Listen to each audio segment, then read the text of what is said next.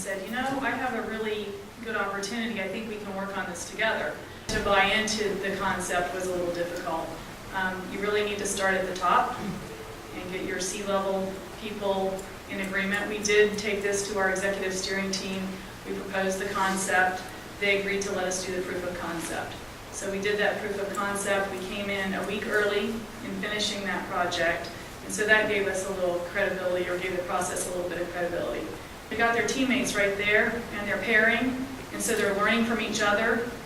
They're not necessarily working in silos of, I'm the HR developer, I'm the FI developer. Now they may see a story during planning and say, I really want to work on that. That's something new.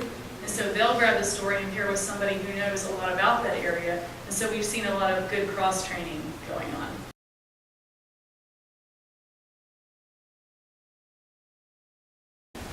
When we do our sprint planning, actually we have a backlog that's prioritized by the business. And we go in the order of priority.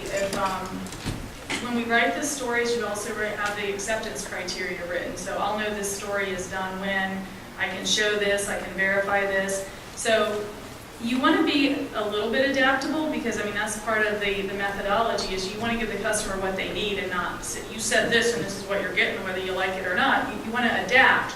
At Jabil, it's a contract manufacturing company, and it's very competitive with low margins, very high volume. So, and things change very rapidly in the electronics industry. I didn't really get too much of an overview of Jabil, but it's we're very dispersed in many types of industries, and we have 85,000 employees, 22 countries, and we have 59 facilities worldwide, and that's on one single instance of SAP. So we've got a huge single instance of SAP.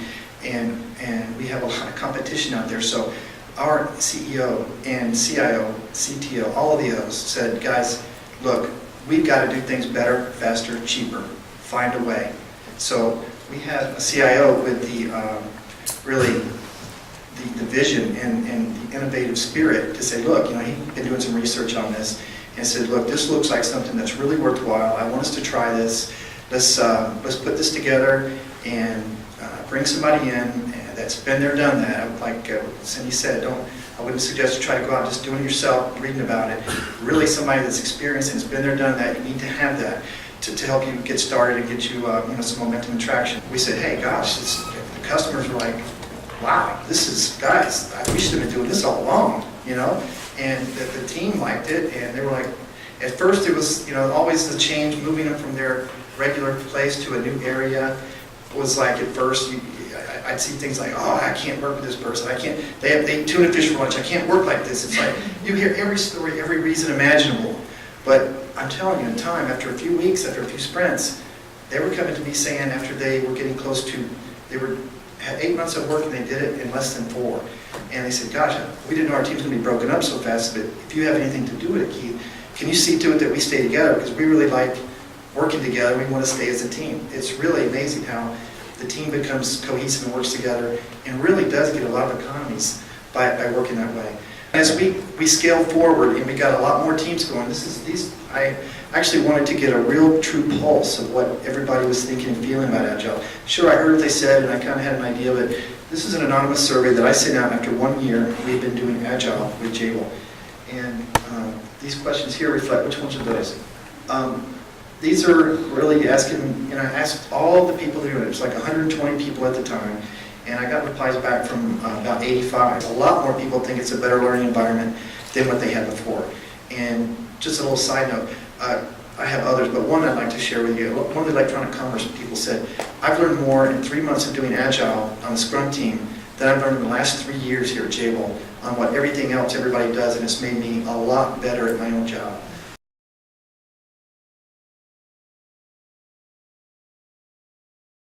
It's a challenge. And we're based in St. Petersburg. Our main corporate office is based in St. Petersburg. We have a large offshore hub in Penang.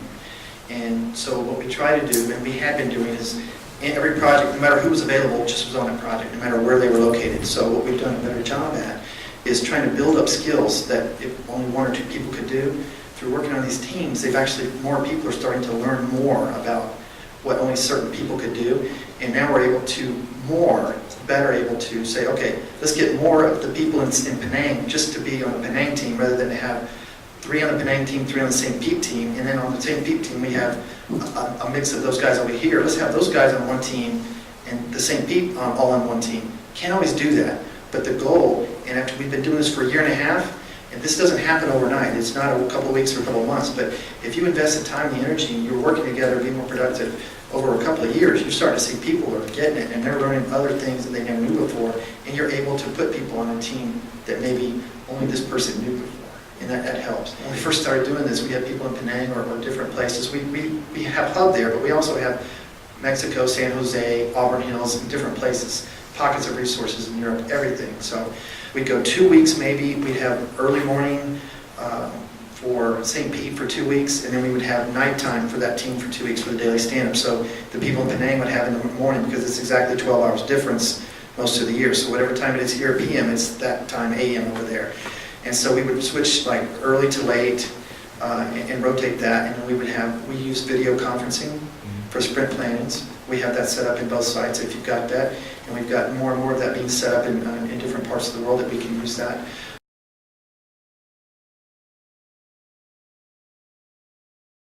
Keep it into that, it's real easy to keep it in that 15-minute time frame. You can't allow people to stray. You're specifically talking about the work that's going on in that sprint, and it's what I did yesterday, what I'm going to do today, and do I have any impediments? And then it's the sprint manager or scrum master's role to remove those impediments, so the team can be successful. So we don't have any trouble staying within our 15-minute time frame.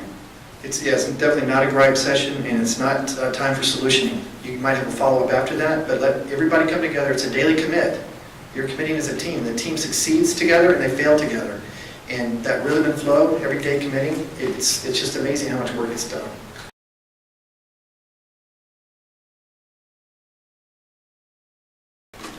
Yeah, we have a real big issue with testing.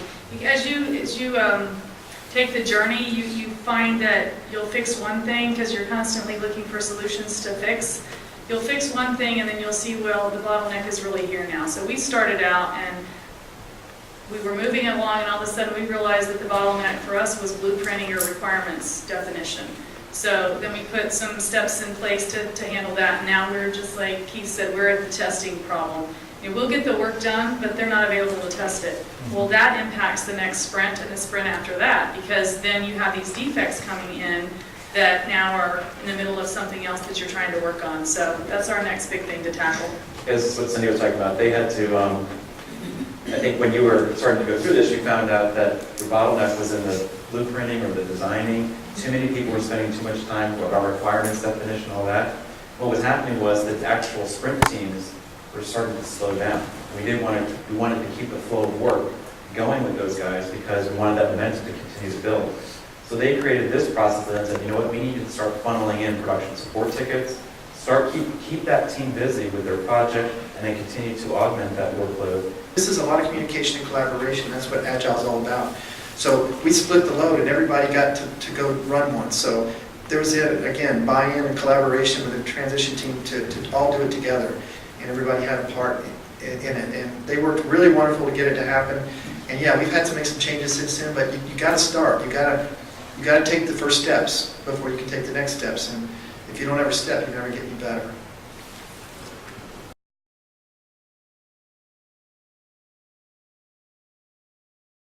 Yes, I was the PMO manager. Yes, and I drank the Kool-Aid, and I mean a little bit. Now some people say I drank a lot, but no, You drank a lot. Maybe I drank a lot, but only because I saw that it was working. Okay, I'm all about value add. If I see value, great. If I see a document that doesn't belong, why are we using this? Do we use that? Does anybody look at this? Get rid of it. My boss, he